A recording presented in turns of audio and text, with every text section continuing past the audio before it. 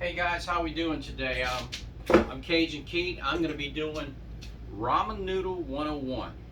I've been asked to do this video for several reasons. One of them is because everybody loves ramen noodles.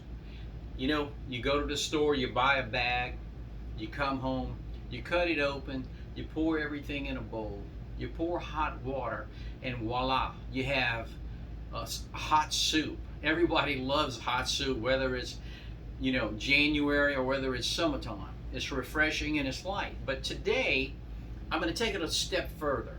What I want to do is take ramen noodle and customize it to fit what it is that you like. I like shrimp, I like mushrooms, so today I'm doing shrimp and mushrooms, and I love quail eggs, so I'll be doing a little bit of that. So before I get started, one thing I've learned to do with my ramen noodles, I keep improving on it, and I'm hoping I'll see other videos of them improving on theirs. But today I'd like to talk about Say-2. I use Say-2 in almost everything. My soups, my gumbos, my red beans. I use Say-2 to stuff my turkeys, my chickens, my pork, everything. It's just a great product. It's dried, and once it's in water for about 10 minutes, it's like a fresh cut vegetable. So today what I'm doing, I'm going to start off is taking the Say-2 product, and I have in each bowl already have some warm water. So what I'm going to do is I'm going to put a tablespoon of Say-2 in each bowl and let that start absorbing the water, hydrating the dry product, so that you'll have a better tasting ramen noodle soup, or any soup for that matter. So that's what we're doing today. And again, I didn't talk about all the sauces I have, but I'll go over it as I do the video. But I also like to take some whole cloves, maybe 1 or 2 in each bowl, along with a star of anise. Again, it just provides a great aroma and a great flavor. Then I like to go ahead and take my Tabasco and give it a shot, 1 shot in each bowl. It kind of keeps things in perspective. I like to take my sesame seed oil and just put a small dab. It's very strong, so you don't want it. You just want to put a drop, a small amount. Again, we're layering this.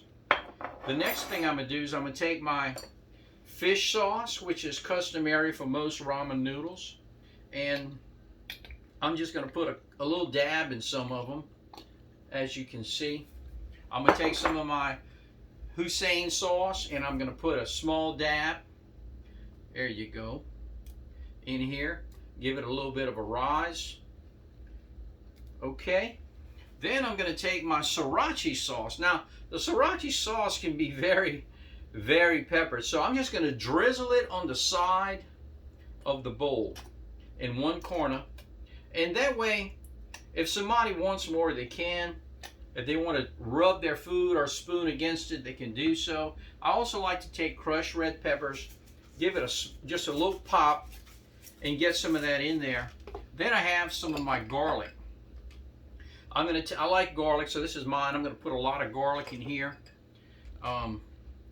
in this one. And then I'm going to take some ginger, and I'm going to put a ginger in this one because that was what they wanted. Now, I have some regular ginger that I just cut, and I'm going to put a little bit of ginger in each bowl and let that all soak in that warm water.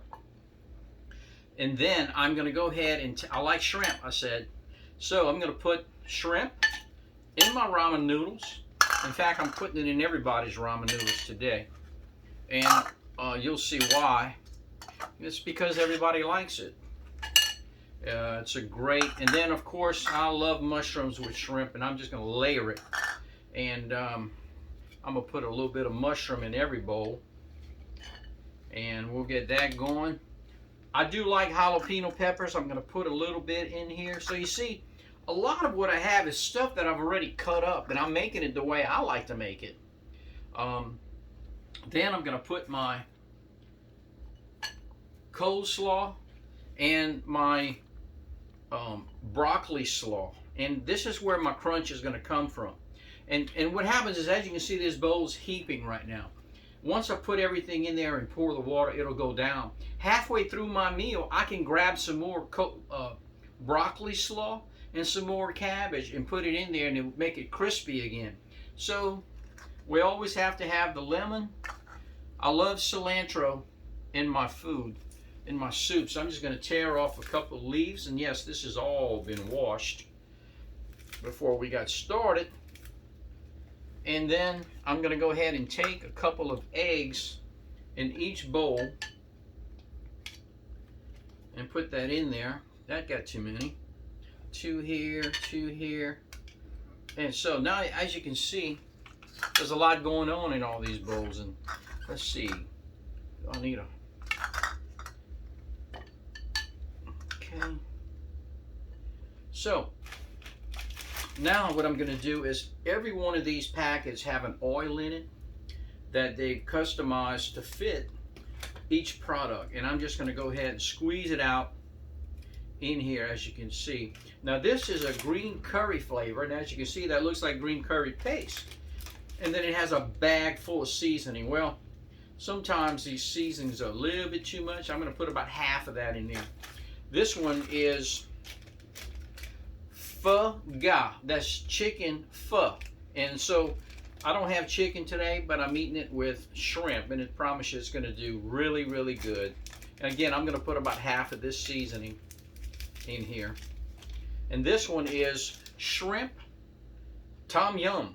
It's a shrimp product again. And all of these, I'm not putting the noodles that came with the pack. I'm substituting all the noodles for fresh broccoli slaw. So I'm gonna go ahead and fix this up real quick. Again, I'm putting half of it in there just because I don't want it to be too peppered, too strong. And I know they have a lot of sodium in these things. And so I'll take the paste out.